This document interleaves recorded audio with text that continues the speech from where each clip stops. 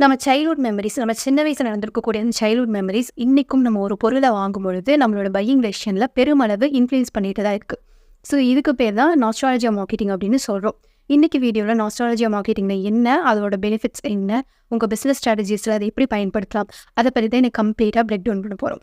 So இந்த nostalgia marketing அப்படிங்கிறது என்ன அப்படின்னா, நம்ம பாஸ்ட்ல நடந்திருக்கக்கூடிய சில இன்சிடென்ட்ஸ் எல்லாம் வந்து ட்ரிகர் பண்றது மூலமா நம்மளுக்கு ப்ரெசென்ட்ல ஒரு ஹாப்பி ஃபீல் கிடைக்கும். அதாவது பாஸ்ட்ல நடந்திருக்கக்கூடிய ஒரு ப்ளசண்டான மெமரிஸை ப்ரெசென்ட்ல நம்ம ரீகால் பண்ணோம் அப்படின்னா நம்மளுக்கு அந்த ஹாப்பி எமோஷன்ஸ் அப்படிங்கிறது வரும்.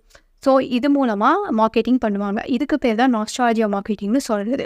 உதாரணமாக நீங்கள் உங்களோட ஃப்ரெண்ட்ஸோட என்ஜாய் பண்ணிகிட்டு இருக்கக்கூடிய டேஸ், அதாவது ஸ்கூல் டேஸாக இருக்கட்டும், காலேஜ் டேஸாக இருக்கட்டும், இதை பற்றி யாராவது இப்போ ப்ரெசென்ட்டில் உங்களுக்கு ரீகால் பண்ணாங்க அப்படின்னா அந்த மெமரிஸ் எப்படி இருக்கும்? உங்களுக்கு கண்டிப்பாக ஹாப்பியாக தான் இருக்கும். அண்ட் அந்த மெமரிஸை இப்போ ரீகால் பண்ணாங்க அப்படின்னா உங்கள் ஃப்ரெண்ட்ஸோட நீங்கள் பேசின நாட்கள், அவங்களோட இருந்த நாட்கள், ஸோ இதெல்லாம் வந்து நம்ம ரீகால் பண்ணுவோம் இல்லையா நம்ம பிரெயின். அப்போ ரீகால் பண்ணும்போது நம்மளுக்கு ப்ரெசென்ட்டில் ஒரு ஹாப்பி ஃபீல் கிடைக்கும். ஸோ அந்த ஹாப்பி எமோஷன்ஸை பயன்படுத்தி தான் பிராண்ட்ஸ் எல்லாம் வந்து அவங்க மார்க்கெட்டிங் ஸ்ட்ராட்டஜிஸை பண்ணுறாங்க. ஸோ இதுக்கு பேர் தான் நாஸ்டால்ஜியா மார்க்கெட்டிங் அப்படின்னு சொல்கிறாங்க. நாஸ்டால்ஜியா மார்க்கெட்டிங் எப்படி பெரிய பெரிய பிராண்ட்ஸ்லாம் அவங்க பிஸ்னஸ் ஸ்ட்ராட்டஜிஸ்ட்டை பயன்படுத்துகிறாங்கன்னு பார்க்கலாம். ஹெல்திராம் இவங்க வந்து இந்தியன் ஸ்நாக்ஸ் பிராண்ட். இவங்க பழைய காலத்து அந்த பேக்கேஜிங் ஸ்டைலை வந்து ப்ரெசென்ட்டில் கொண்டு வராங்க. அண்ட் அட்வர்டைஸ்மெண்ட்டும் வந்து பாஸ்ட்டில் எப்படி பண்ணியிருந்தாங்களோ அதே மாதிரியான அட்வர்டைஸ்மெண்ட்டிங் எலமெண்ட்ஸை வந்து ப்ரெசென்ட்லி கொண்டு வராங்க. ஸோ இப்படி கொண்டு வரது மூலமாக என்ன ஆகுது அப்படின்னா, பழைய காலத்து பேக்கேஜிங்கை அந்த பேக்கேஜிங்கில் வாங்கி சாப்பிட்ருப்பாங்க இல்லையா அந்த கஸ்டமர்ஸ். ஸோ அவங்களுக்கு பார்க்கும்பொழுது அந்த பழைய காலத்து அந்த மெமரிஸ் எல்லாமே வரும். அண்ட் அவங்க அந்த ஸ்நாக்ஸை வந்து எந்த அளவுக்கு விரும்பி சாப்பிட்ருப்பாங்க, அந்த ஹாப்பி எமோஷன்ஸ்லாம் வந்து அந்த பாஸ்ட் எமோஷன்ஸ்லாம் நம்மளுக்கு ப்ரெசென்ட்டில் வரும் இல்லையா. அப்படி வரும்பொழுது அந்த யூசர், அந்த கஸ்டமர் இருப்பாங்க இல்லையா, அவங்க வந்து இந்த ப்ராடக்டை போய் வாங்குவாங்க. ஆல்மோஸ்ட் வந்து இவங்க நினச்ச அந்த டார்கெட் சேல்ஸ் அப்படிங்கிறது நடந்துச்சு. நெக்ஸ்ட் வந்து பார்லேஜி வந்து ஒரு பெரிய பிஸ்கெட் பிராண்ட். இவங்களும் வந்து என்ன பண்ணுறாங்க அப்படின்னா அந்த பழைய டிசைன் பேக்கேஜிங்கை வந்து கொண்டு வராங்க. ப்ளஸ் அட்வர்டைஸ்மெண்ட் வந்து ரெட்ரோ டைப் ஆஃப் அட்வர்டைஸ்மெண்ட் தான் கொண்டு வராங்க. ஸோ இந்த பழைய பேக்கேஜிங் கொண்டு வரும்போது அதில் என்ன பண்ணுறாங்க அப்படின்னா லிமிட்டட் டைமிங் பேக்கேஜ் அப்படின்னு சொல்கிறாங்க.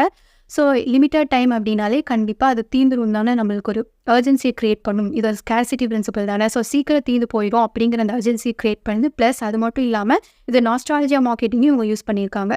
ஸோ இந்த ஃப்ளேவர் பிடிச்சவங்க கண்டிப்பாக இந்த அட்வர்டைஸ்மெண்ட் பார்க்கும்பொழுது அந்த ஹாப்பி எமோஷன்ஸ், அந்த ஹாப்பி மெமரிஸ் எல்லாமே அவங்களுக்கு ப்ரெசென்ட்டில் வரும். ஸோ அப்போ அவங்க அந்த ப்ராடக்டை போய் கண்டிப்பாக வாங்குவாங்க. கேட்பரி வந்து குச் மீட்டா ஹோ ஜாயே அப்படிங்கிற ஒரு கேம்பெயின் பண்ணாங்க. ஸோ இது வந்து நார்த் இந்தியாவில் பண்ண கேம்பெயின். குச் மீட்டா ஹோ ஜாயே அப்படிங்கிறது என்ன அப்படின்னா, லெட்ஸ் ஹேவ் சம்திங் ஸ்வீட், ஏதாவது ஸ்வீட்டாக கொஞ்சம் சாப்பிடலாமா அப்படிங்கிற ஒரு கேம்பெயின் தான் பண்ணாங்க. ஸோ இந்த கேம்பெயின் எப்படி பண்ணுறாங்க அப்படின்னா, ஒரு கன்சியூமரோட ஒரு என்ஜாயபிளான ஜெர்னி, அவங்க வந்து ஒரு ஹாப்பி மூமெண்ட்ஸ், அவங்க பொதுவாகவே நம்ம கேட்பரி எதுக்கு வாங்குவோம் அப்படின்னா, ஒரு ஹாப்பியான இன்சிடென்ட் நடந்துச்சு அப்படின்னா அதை கொண்டாடுறதுக்கு தானே வாங்குவோம். ஸோ அந்த கன்சியூமரோட அந்த ஹாப்பி மூமெண்ட்ஸ், கேட்பரியோட ரிலேட்டபிளாக இருக்கக்கூடிய அந்த ஹாப்பி மூமெண்ட்ஸில் வந்து ஆட்ஸ் இருக்க மாதிரி பார்த்துக்கிட்டாங்க. ஸோ கண்டிப்பாக வந்து இப்படி இந்த ஆட்ஸை பார்க்கக்கூடிய அந்த யூசர்ஸ், அந்த ஆடியன்ஸ்க்கு எப்படி இருக்கும் அப்படின்னா, அவங்களுக்கும் அந்த பாஸ்டில் நடந்திருக்கக்கூடிய அந்த மெமரிஸ் எல்லாம் வந்து இப்போ ப்ரெசென்ட்டில் ஒரு ஹாப்பி மூமெண்ட்டாக தான் இருந்திருக்கும், ஒரு ஹாப்பி ஃபீலை கொண்டு வந்திருக்கும். ஸோ இது மூலமாக அவங்களுக்கு சேல்ஸ் நல்லாவே நடந்தது. டைட்டான் வந்து விண்டேஜ் வாட்ச் கலெக்ஷனை ரிலீஸ் பண்ணுறாங்க.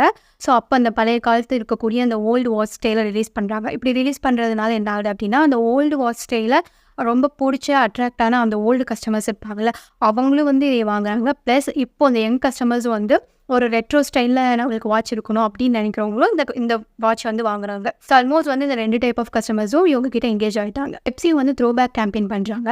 ஸோ இந்த த்ரோ பேக் கேம்பெயினில் என்ன பண்ணுறாங்க அப்படின்னா, 70s 80s இந்த மாதிரி அவங்க பேக்கேஜஸ்லாம் வந்து அந்த லோகோஸ் 70s 80ஸ்க்கு எப்படி லோகோஸ் இருந்துச்சு அந்த மாதிரி லோகோஸ் கொடுக்குறாங்க. அந்த டிசைனும் 70s 80s இந்த மாதிரி தான் கொடுக்குறாங்க. அவங்க பேக்கேஜிங் ஸ்டைலும் அந்த மாதிரி தான் இருக்குது.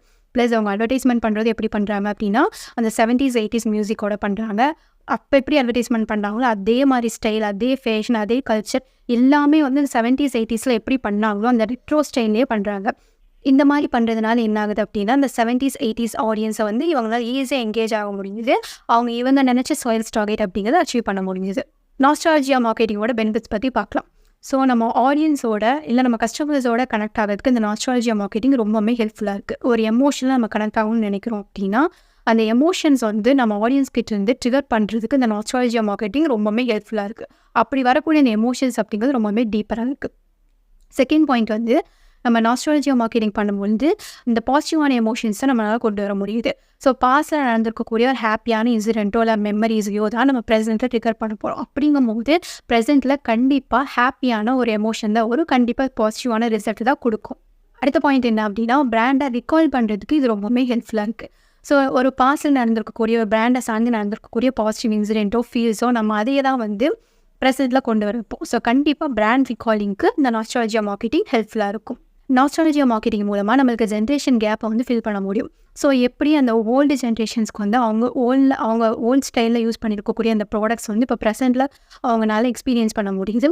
அண்ட் இப்போ இருக்கக்கூடிய இந்த யங் ஜென்ரேஷன்ஸ்க்கு வந்து இந்த மாதிரியான ப்ராடக்ட்ஸ் எல்லாம் இருக்குங்கிறத அவங்களுக்கும் தெரிய வருது. அண்ட் யங் ஜென்ரேஷன்ஸும் வாங்கி யூஸ் பண்ணுறாங்க. ஸோ இந்த 2 ஜென்ரேஷன்ஸ்க்கும் இடையில இருக்கக்கூடிய கேப்பை வந்து நாஸ்டாலஜியா மார்க்கெட்டிங்னால நம்மளால் ஃபில் பண்ண முடியுது.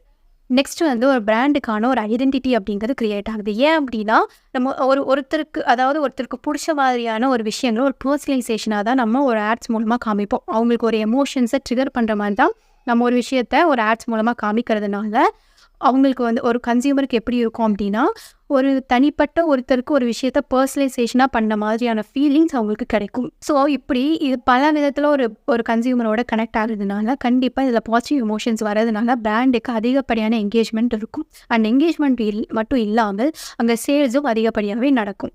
ஸோ நாஸ்டாலஜியா மார்க்கெட்டிங் அப்படிங்கிறது அட் தி எண்ட் வந்து நம்ம என்ன விஷயத்தை நம்ம கன்சியூமர் கிட்டேருந்து எதிர்பார்க்குறோமோ அந்த விஷயத்தை கரெக்டாக ஃபுல்ஃபில் பண்ணிடும். சேல்ஸில் வந்து ஒரு கம்ப்ளீட் ரிசல்ட் கொடுக்கும்.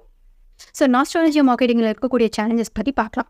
ஸோ நம்ம வந்து ரெட்ரோ ஸ்டைல் ஆஃப் அட்வர்டைஸ்மெண்ட்டை தான் நம்ம இப்போ ப்ரெசென்ட்டில் கொண்டு வரும்பொழுது ஒரு பார்த்து கொண்டு வரணும். ஏன் அப்படின்னா, அங்கே என்ன மாதிரியான விஷயங்கள் நம்ம பண்ணியிருக்கோமோ அதே மாதிரியான விஷயங்கள் இருக்கிற மாதிரி பார்த்துக்கணும்.